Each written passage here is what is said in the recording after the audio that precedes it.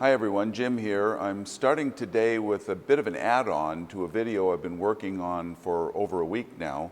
The topic of that video is Section 899 of the Big Beautiful Bill and Canada's digital services tax, two things that are pretty closely interconnected. Just to give you a bit of background on how these videos are produced, there's a process the video has to go through. We write a script.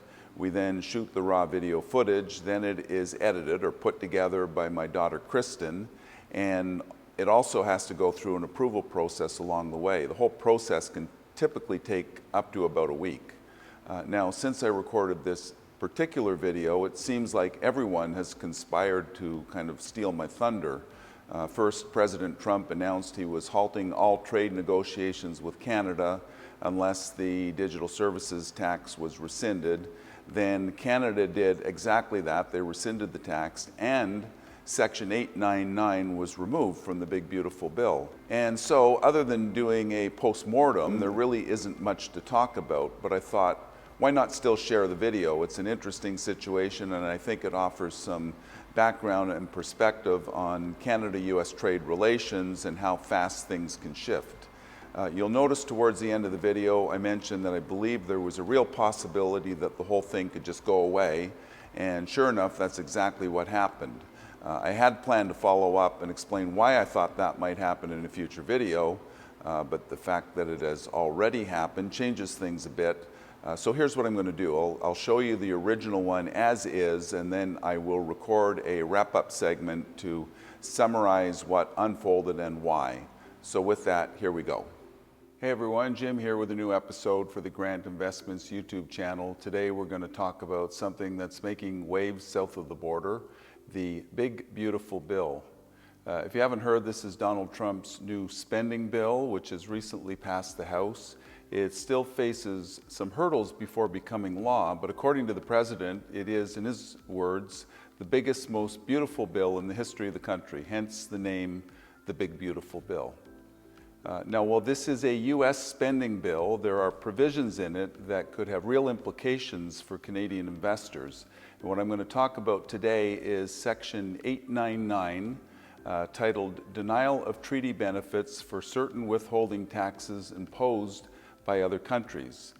This section would give the U.S. the authority to apply higher withholding taxes on income earned by residents of any country the U.S. determines to be imposing unfair taxes on American companies.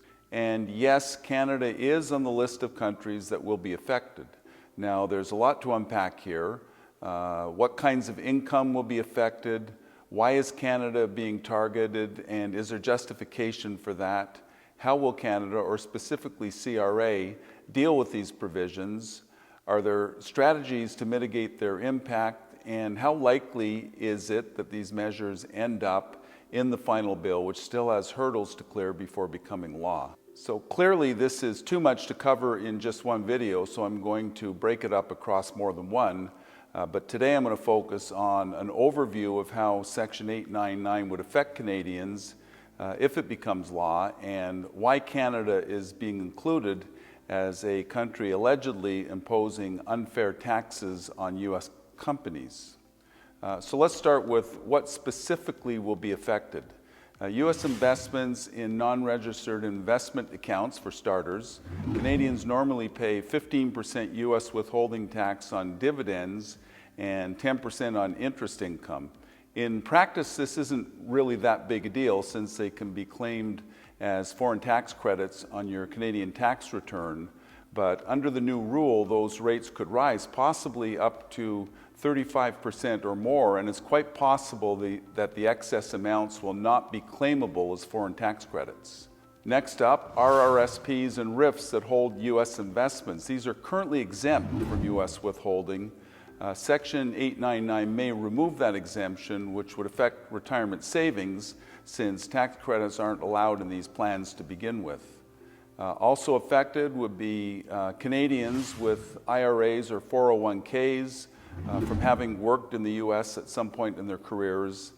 These already face U.S. withholding taxes, and Section 899 could increase these withholding taxes to somewhere between 35 and 50%.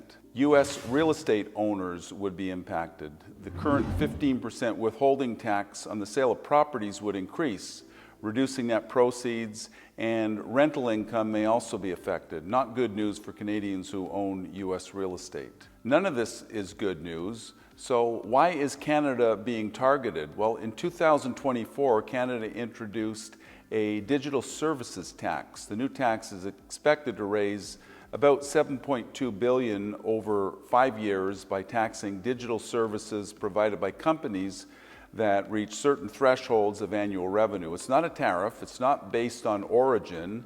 Canada might argue, or at least our previous administration might have argued, that the tax is not unfair, it is not a tariff, and is not applied based on country of origin, and in fact could apply to any company in any country, including Canada, that hits the revenue threshold.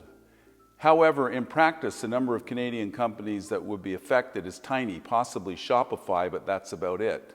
The US, on the other hand, would be hit hard. Companies like Alphabet, Apple, Amazon, Microsoft, Meta, and Netflix, just to name a few. So in reality, it's difficult to make the case that the tax is fair when the burden of the tax falls almost entirely on one country. At least that's the way the US sees it.